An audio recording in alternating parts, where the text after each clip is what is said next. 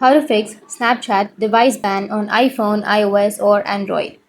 So if you want to fix the Snapchat device ban on your iPhone or Android, then what you need to do is you just need to simply go with your browser, any browser that you're comfortable with.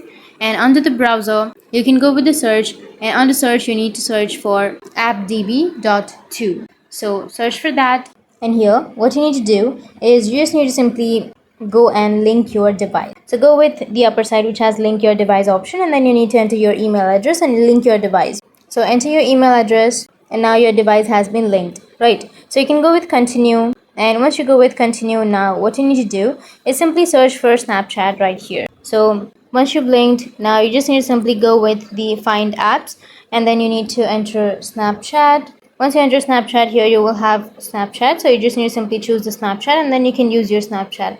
You can log into your account, and that's it. That's how you can fix your Snapchat device ban problem on your iPhone or iOS or Android. And if you have any questions, feel free to comment below. Thanks for watching.